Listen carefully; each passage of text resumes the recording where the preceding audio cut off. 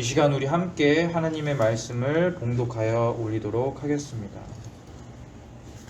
오늘 함께 읽을 말씀은 에스라서입니다. 에스라서 3장 8절부터 13절까지의 말씀입니다. 에스라서 3장 8절부터 13절까지의 말씀입니다.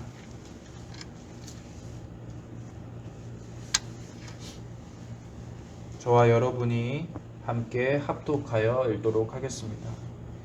그들이 예루살렘으로 돌아온 그 다음 해 2월에 스알디엘의 아들 스룹바벨, 요사닥의 아들 예수아와 그의 동료 제사장들, 그리고 레위 사람들과 예루살렘으로 귀환한 거의 모든 사람들이 성전 건축 공사를 시작하였으며 20세 이상의 레위 사람들은 그 작업을 감독하였다.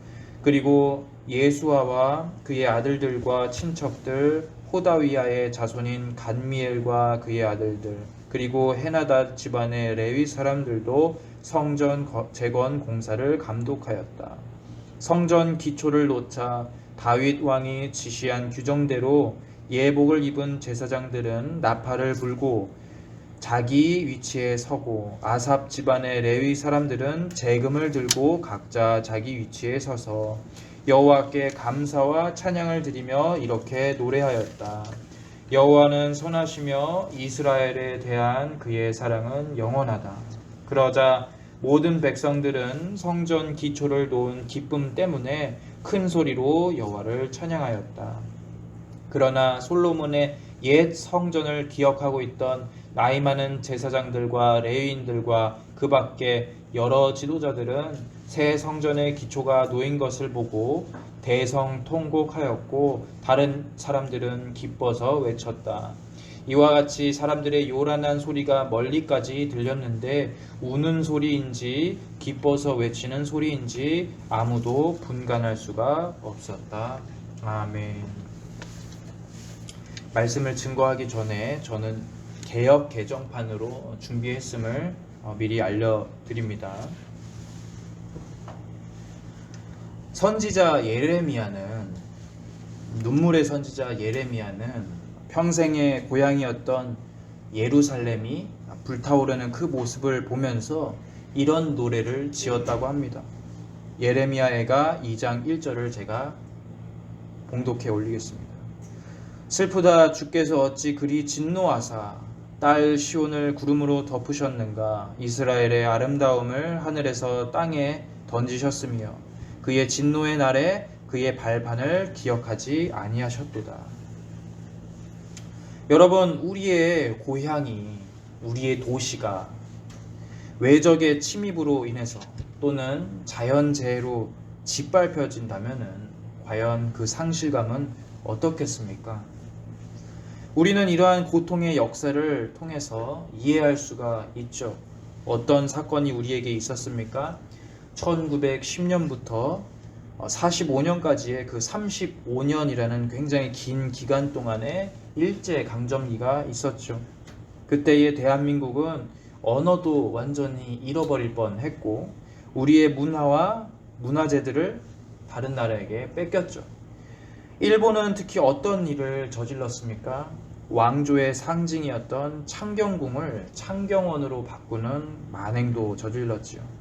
이렇듯 힘이 있는 사람들이 행한 폭력은 많은 사람들을 병들게 하였고 그것들이 아직까지 치유되지 않은 채 남아있기도 합니다. 우리도 이러한 역사를 떠올려 보면은 불현듯 되게 소름 끼치기도 하고 다시는 이런 일을 반복해서는 안 되겠다라는 각오를 다지기도 하죠. 이스라엘의 많은 사람들이 예루살렘을 그 마지막을 보았을 때에 바로 그런 마음이 아니었을까요? 그들은 예레미야처럼 통곡했습니다. 하나님의 도시라고 불리었었고 하나님의 성전이 있었기 때문에 절대로 정복당할 수가 없고 유린당할 수 없다고 생각했던 이 예루살렘 성읍이 바벨론 군대의 공격으로 인해서 철저하게 부서지고 약탈되는 그 모습을 보면서 백성들은 그리고 또 선지자들은 엄청난 충격에 사로잡혔을 것입니다. 이렇듯 우리의 삶 속에는 우리를 매우 큰 충격으로 또는 폐허로 이끄는 사건들이 종종 발생합니다. 예레미야 애가와 우리의 역사를 통해 살펴본 이 역사적인 사건들 외에도 개인의 나 자신이 송두리째 지금 망가지고 있다라는 사실을 느낄 만한 경험들이 우리에게 종종 다가옵니다. 그러나 그런 일들이 다가오는 이유는 하나님 때문은 아닙니다. 따라서 믿음을 가진 사람은 우리에게 재앙이 다가올 때에 하나님께서 왜 우리를 시험하시는가 하는 그런 실망감과 낙담감을 가질 필요는 없고, 다만 우리를 지금 무너뜨리려는 사단의 계획이 굉장히 철저하구나 하는 생각으로 이 일들을 받아들여야만 합니다. 그렇지 않다면 우리는 평생 동안 하나님을 잘못 오해하며 하나님을 원망하며 살 수밖에 없을 것이기 때문이죠. 우리의 삶에서, 우리의 인생 속에서 이겨내기 힘든 순간은 누구나 다 찾아오죠. 완전히 우리의 마음이 무너져서 폐허가 되어버린 그 모습을 볼 때에 굉장히 무겁고 무서운 고통이 우리 마음을 짓누르는 것을 압니다. 그럴 때마다 우리의 가슴이 저려와서 숨쉬기도 힘들고 굉장히 우울해지죠. 세상 사람들이 말하는 그런 힐링이라는 것들이 도저히 도움이 되지 않는 때가 반드시 우리에게 옵니다. 그럴 때마다 세상 사람들은 이렇게 말하죠. 힘을 내, 괜찮을 거야. 더 열심히 원인을 찾아서 그것을 해결하면은 모든 일들이 너에게 잘 풀릴 거야. 그러나 여러분, 우리가 너무나도 힘든 상황 가운데 있으면은 이러한 세상 사람들의 위로의 메시지는 그냥 땅에 떨어질 수밖에 없죠. 왜 그렇습니까? 나의 마음이 완전히 꺾여가지고 내 자신이 소진되어 버린 그 느낌 속에서 우리는 힘을 도저히 낼 수가 없기 때문입니다. 그래서 몸의 기운이 쇠잔한 것과 마음의 기운이 쇠잔한 것은 명확한 차이를 보여주고 있어요. 몸의 기력은 우리가 먹는 음식이나 꾸준한 운동으로, 꾸준한 삶의 루틴으로 곧게 길러낼 수 있지만 우리의 마음은 아닙니다. 근본적으로 우리의 마음이 꺾여져 있다면은 그것을 곧게 펼 수도 없고, 다른 사람이 그것을 펼쳐 보려다가 우리의 마음이 완전히 부서지는 경우가 있기 때문이죠. 따라서 우리들 가운데에 만약 마음의 폐허를 바라보면서 고통 가운데 몸부림치는 형제들과 자매들이 있다면은 우리들은 그 형제와 자매들에게 성경적인 해결책을 제시해 주어야 하겠죠. 또한 그 일은 매우 조심스러워야 할 것입니다. 왜 조심스러워야 할까요? 교회라는 공간은 함께하는 공동체이기 때문입니다. 뭔가를 시키고 뭔가를 행하는 그런 공동체가 아니라 우리는 마음으로 함께하는 공동체이기 때문이죠. 그렇다면 이런 질문이 생길 수 있죠. 잃어버리고 부서진 것을 채우고 또 우리 삶의 무너진 모습을 세우기 위해서 과연 우리 교회 공동체는 어떠한 일을 행해야 할까? 오늘 본문 에스라서 3장을 통해서 알아보도록 하겠습니다. 에스라 3장 8절은 이렇게 말하죠. 예루살렘에 있는 하나님의 성전에 이른 지 2년 둘째 달에 스알디엘의 아들 스룹바벨과 요사닥의 아들 예수아와 다른 형제 제사장들과 레위 사람들과 무릇 사로잡혔다가 예루살렘에 돌아온 자들이 공사를 시작하고 20세 이상의 레위 사람들을 세워 여호와의 성전 공사를 감독하게 하매, 하나님이 약속하신 날이 지금 딱 도래했죠. 이스라엘 백성들이 바벨론과 페르시아 치하에서 모든 포로 생활을 다 마치고 하나님 은혜대로 이방인들의 도움을 받아 이제 새로운 시작을 앞두고 있습니다. 여기서의 새로운 시작은 어떤 뜻일까요? 바로 예루살렘, 고향으로의 복귀와 성전 건축입니다. 여러분, 성전은 이스라엘 백성들에게 어떤 의미를 가지고 있다고 말씀드렸습니까? 말도 안 되게 중요한 곳이라고 제가 말씀을 여러 번 드렸죠. 이스라엘 백성들은 성전을 가리켜서 어떻게 이해했습니까? 하나님의 발등상이라 이해했고 하나님이 직접 거하시는 처소라고 이해했습니다. 그런 신성한 장소가 과거에 70여 년 전에 폐허가 되고 성전의 모든 화려한 기물들이 술그릇으로 쓰일 때마다 마음이 아주 찢어지는 듯 했을 것입니다.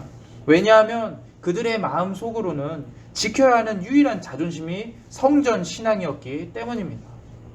애틋한 이 마음을 가지고 있는 이스라엘 사람들은 이제 왕의 조서를 받아서 예루살렘 고향으로 돌아와서 짐을 풀 때에 뭐부터 생각했다고 합니까? 바로 성전이지요.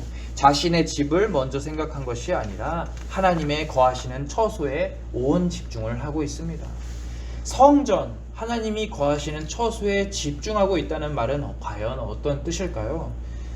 이스라엘 백성들은 자신들의 집을 짓는 것보다 하나님의 집을 짓는 것을 우선하고 있죠.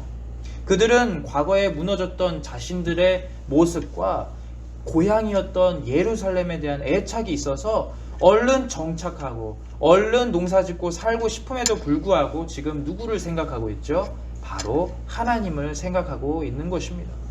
그렇다면 이 사람들이 왜 하나님에 대해서 먼저 생각할 수밖에 없었을까요? 그 이유는 이스라엘 사람들을 향한 하나님의 끊임없는 은혜와 사랑 때문이었겠죠. 여러분들께서 이스라엘 백성들이 70년 동안 포로기를 경험하면서 이방인 가운데 살 수 있었던 이유가 과연 무엇일지 생각해 보시길 바랍니다. 그들은 나라가 망한 가운데서 사실 모든 살 희망들을 다 잃어버렸죠. 신앙도 마찬가지입니다. 하나님이 계셨던 성전을 잃어버렸으니 신앙도 세상 사람들 이치에 보기에는 완전히 끝나야 했겠죠. 그러나 그들을 하나님이 붙잡아 주셨습니다. 하나님께서는 포로기 동안에 이스라엘을 버리신 것이 아니었죠. 오히려 그 전에는 찾아볼 수가 없었던 따뜻한 은혜로 이스라엘 백성들을 감싸주셨습니다. 어떤 예들이 있을까요? 다니엘과 3명의 친구를 한번 생각해 보십시오. 느부갓네살 왕의 폭압적인 정치 앞에서도 그들은 어떤 말을 했습니까? 그리 아니하실지라도, 하나님께서 우리를 살리시지 아니하실지라도 라는 그런 결단으로 하나님을 끝까지 신앙했습니다. 또 에스더를 한번 살펴보십시오. 그녀는 하만의 굉장히 사악한 지혜에 반대하여 온 백성의 운명을 다 떠안고 어떤 고백을 했습니까? 하나님, 죽으면 죽겠습니다 하는 그런 결단으로 하나님 앞으로 나아갑니다. 이 두 사건을 통해서 하나님께서는 자신을 믿고 자신을 의지하는 이 이스라엘 백성들에게 더 크고 따뜻한 은혜로 되갚아 주시지요. 이렇듯 이스라엘 백성들의 삶을 결정짓는 여러 사건들 속에서 단 한 번도 하나님께서는 자신의 백성을 잊으시거나 내치신 적이 없었지요. 이것이 은혜가 아니고선 무엇으로 설명할 수가 있겠습니까? 그렇기 때문에 이스라엘 사람들은 70년간의 그 긴 포로기 생활 앞에서도 하나님을 믿는 신앙을 버릴 수가 없었거니와 더 강력하게 하나님 앞으로 붙잡힌 삶을 살게 되었던 것입니다. 그런 사람들이 지금 막 포로기에 돌아와서 성전의 기초를 놓는다는 생각을 한번 해보시길 바랍니다. 우리가 그 성전을 쌓을 때에 만약 함께하는 사람들이라면 우리는 어떤 감정을 가지고 어떤 마음으로 성전의 기초를 놓겠습니까? 내 마음과 내 신앙과 나의 고향이 완전히 황폐화된 이 상황 속에서 하나님 성전의 주춧돌을 놓는 그 현장의 감정을 떠올려 보길 원합니다. 금방이라도 쓰러질 것만 같던 나의 마음 속에서 또 우울함과 슬픔과 무기력으로만 존재하던 내가, 멸망한 나라의 자녀들인 우리들이 다시 한번 하나님이 계시는 이 성전을 쌓기 시작할 때의 그 느낌, 그 상황 가운데에 하나님이 백성들의 마음을 건드리시죠. 어루만져 주시죠. 누가 너의 위로가 되니?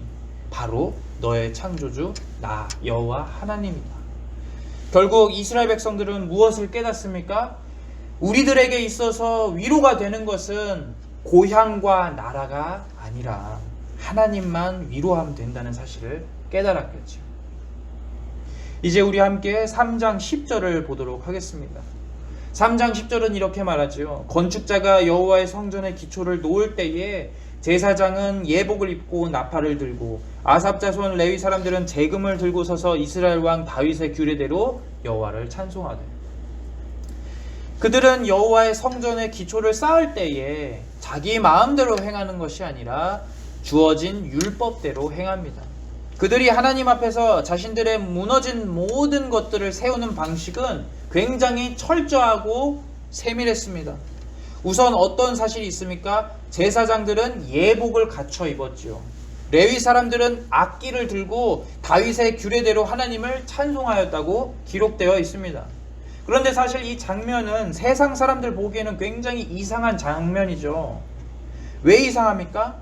이렇게 성전이 백성들한테 중요한 의미를 가지고 있다면 지금 이렇게 시간 낭비할 것이 아니라 성전을 만들어서 한시라도 빨리 예배를 드려야 이익이 아닌가 하고 이해하기 때문입니다. 그러나 여러분, 이거는 사실 신앙생활의 회복이 선포될 때에 가장 중요한 신앙인의 원칙이라는 사실을 여러분들께서 알고 계십니까? 우리가 지금 회복하고 싶다고 막 하나님 앞에서 때를 쓸 수가 없다는 것입니다. 많은 신앙인들이 이렇게 생각하죠. 나의 의지대로, 나의 마음대로 내가 지금 길을 잃었을 때 나는 언제든지 하나님을 찾으며 하나님 앞에 찾아간다.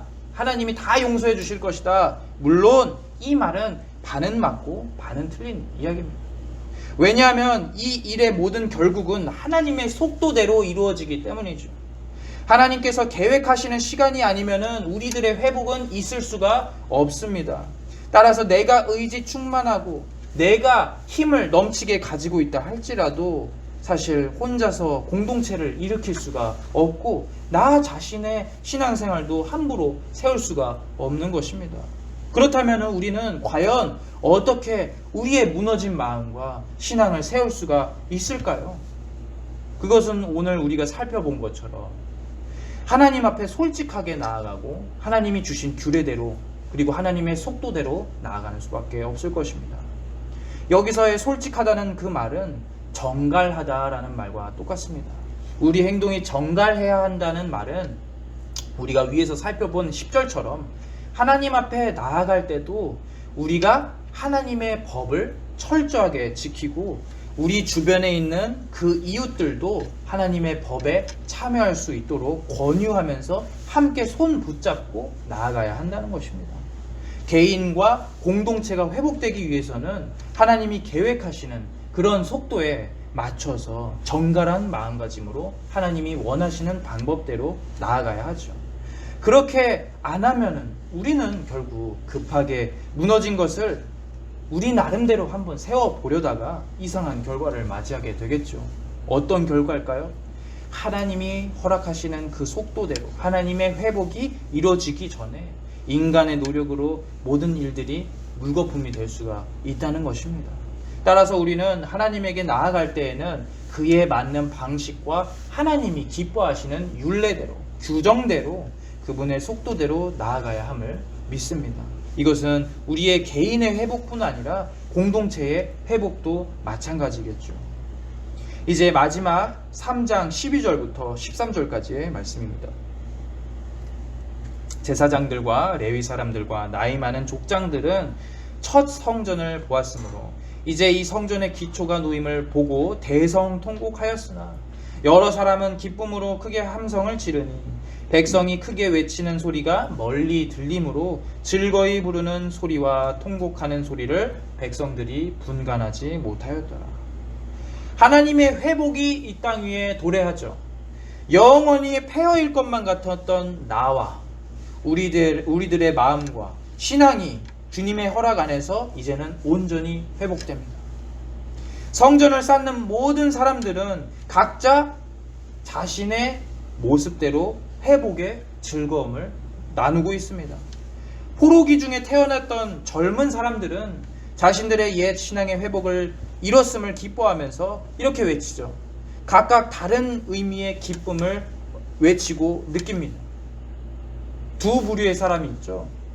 옛 성전, 솔로몬의 성전을 기억했던 그 늙은 사람들은 어떻게 기뻐합니까?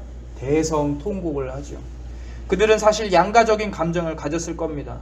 우리의 잘못과 우리의 범죄 때문에 하나님의 진노가 이 땅 위에 나타났는데 이제는 하나님께서 우리와 함께 하신다는 그 증거가 다시 여기에 임하니까 이 사람들은 절망뿐인 삶에서 어떻게 변했습니까? 희망으로 넘치는 삶의 변화가 찾아오는 것이죠. 두 번째로 성전을 알지 못했던 포로기에 탄생했던 이 사람들에게는 굉장히 뿌듯한 기쁨의 감정이 더 컸겠죠. 우리가 예로부터 말로만 전해들었던, 조상으로부터 말로만 전해들었던 그 하나님의 성전을 내 손으로 직접 짓기 위해서 주춧돌을 놓는 그 과정 속에서 얼마나 기쁘고 보람차겠습니까? 우리의 삶의 현장 속에서도 이러한 회복, 이러한 놀라운 기적들이 일어나길 주님의 이름으로 소망합니다. 신앙을 이미 가져가지고 예수님을 처음 만나 뵀을 때를 기억하는 많은 분들이 있으시죠. 그들은 첫사랑이었던 예수님을 기억하면서 그때의 굉장히 강렬했던 기억들을 떠올립니다. 아, 내가 저 때 굉장히 뜨겁게 신앙생활 했었지. 내가 저 때는 정말 하나님 앞에서 정말 많이 노력했었지 하는 뭉클한 마음이 생깁니다. 그러한 추억 때문에 우리는 다시 하나님 앞에서 회복되고 설 수가 있겠죠. 또한 두 가지 반응이 있다고 말씀드렸죠. 신앙을 가지게 된 지 오래되지 않은 분들도 있죠. 젊은이들이 성전에 주춧돌을 놓으면서 매우 기뻐했던 것처럼 우리의 마음이 하나님을 만나서 굉장히 밝고 당찬 때가 있습니다. 처음 예수님을 경험해서 하나님의 존재를 깨닫고 은혜를 경험한 이 사람들의 마음이 이와 같이 기쁠 것이죠. 그런데 이 두 가지 기쁨, 이 두 가지 회복은 사실 차이가 없는 기쁨이며 차이가 없는 회복이라는 사실을 여러분들도 이미 아시죠. 예수님을 오랫동안 만나온 사람이든 예수님을 처음 만나온 사람이든 그 기쁨의 차이, 삶의 회복의 차이는 사실 없는 것이죠. 그 이유가 무엇이겠습니까? 우리는 인격적인 존재이기 때문에 예수님과 개인적인 관계를 맺고 있기 때문이죠. 개인적인 관계는 누구만 판단하실 수 있습니까? 우리가 아니라 예수님, 하나님만 판단하실 수 있습니다. 그래서 우리들은 서로의 그 기쁨과 서로의 회복에 대해서 이렇다 저렇다 판단할 수 없습니다. 오로지 서로가 예수님으로 인해서 계속 은혜를 받을 수 있도록 그 은혜가 온열 기능처럼 계속 따뜻할 수 있도록 부지런히 서로를 위해서 중보적으로 기도해야만 하는 것입니다. 그것이 바로 교회의 화합이죠. 나이 많아서 오랫동안 신앙생활 한 분들도 나이가 적어서 교회 나온 지 오래되지 않은 분들도 하나님 앞에서는 똑같은 은혜와 회복이 있음을 고백합니다. 그래서 13절에서 이렇게 말하죠. 대성통곡하는 자와 기뻐 외치는 자의 소리를 백성들이 분간하지 못하더라 라고 말입니다. 여기서 백성들이 분간하지 못했다는 뜻은 무슨 뜻이겠습니까? 하나님의 성전의 옛 영광을 기억하는 사람들의 탄식, 회복에 대한 그런 감사가 하나님의 성전의 영광을 알지 못했던 젊은이들의 기쁨과 뿌듯함과 서로 떨어져 있는 것이 아니라 서로 연결되고 조화를 이루면서 있다는 것이죠. 교회 공동체는 바로 그런 곳입니다. 서로를 세워주고 서로를 세워주고 공동체를 세워줄 때에 그저 우리는 획일화된 감정을 느끼는 것이 아니라 그저 슬퍼 울기만 하는 것이 아니라 그 안에서 기뻐할 수도 있고 뿌듯해할 수도 있고 때로는 옛 영광과 옛 사랑을 기억하며 눈물 흘리기도 하는 다양한 공동체라는 것이죠. 우리의 공동체는 이와 같이 서로의 삶과 교회의 공동체가 회복되어져 갈 때에 모든 것을 하나로 통일하기보다는 하나님이 각 개인에게 주시는 그 은혜의 이끄심에 따라서 함께 손 붙잡고 나아가는 교회여야 하지 않겠습니까? 이제 모쪼록 2022년이 지나고 23년이 앞으로 다가왔죠. 우리 마음속에는 사단이 마귀가 다루기 쉬운 생각들이 우리 마음속에 도사리고 있습니다. 22년에 계획한 모든 것들이 다 무너져 내리고 고통스러운 삶 속에서 받은 상처 때문에 일어서기 쉽지 않은 무기력에 빠지기도 하죠. 그런데 그럴 때마다 사실 우리가 교회에 나와서 회복을 강구하는 일은 참으로 쉽지 않음을 고백합니다. 왜냐하면 우리의 인생들은 지금 굉장히 탈진해 있을 수도 있기 때문이죠. 그러나 한 가지 확실한 것은 여러분, 그러한 탈진의 삶 속에서도 하나님이 그 상태 그대로 우리들을 놔두시지 않는다는 믿음입니다. 그분은 과거에 우리의 손목이라도 완전히 이끌고 어디를 건너셨습니까? 홍해를 건너셨지요. 외아들 예수 그리스도를 보내셔서 우리의 모든 죄값을 다 사해 주신 하나님이십니다. 그런 역사를 보여주신 우리의 아버지 하나님 여호와께서 우리들의 지금을 구하실 것이라는 확실한 그 믿음을 가지고 여러분들은 언제나 믿고 의지하시며 다시 회복될 그날을 기대하는 하늘의 소망을 둔 하늘소망교회의 모든 교인들이 되시길 주님의 이름으로 권면합니다. 이 시간 우리 함께 하나님께 기도하길 원합니다. 우리의 상한 심령과 피곤한 그 육체를 하나님 아버지께서 돌봐주시길 원합니다. 또한 내년에는 하나님의 은혜 안에서 더욱 우리가 따뜻한 삶을 보낼 수 있게 해달라고, 무엇보다 지금 우리 공동체들이 서로를 돌아보면서 함께 나아가는 교회 공동체가 되게 해달라고 우리 함께 마음 모아 기도하겠습니다.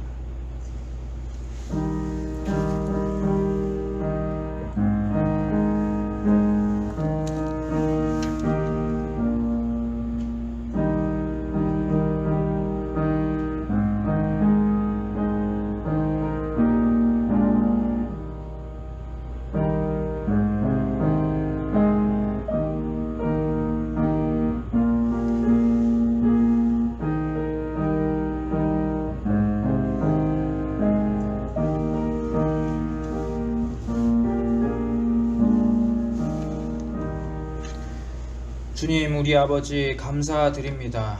우리에게 이 교회 공동체를 허락해 주심에 감사합니다. 아버지, 우리들은 예배하는 자로서 또한 삶을 살아가는 자로서 매일매일을 살아갑니다. 그러나 한편으로는 매우 우리들이 연약한 존재임을 고백합니다.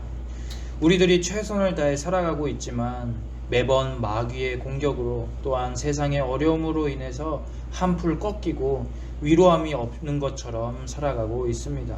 그러나 그 가운데에서 하나님께서만이 우리의 진정한 위로가 되신다는 사실을 깨달을 수 있게 도와주십시오. 또한 천천히 하나님의 속도에 맞춰서 하나님의 기뻐하시는 방법에 맞춰서 우리 교회 공동체들이 함께 단합되어 회복될 수 있게 도와주십시오.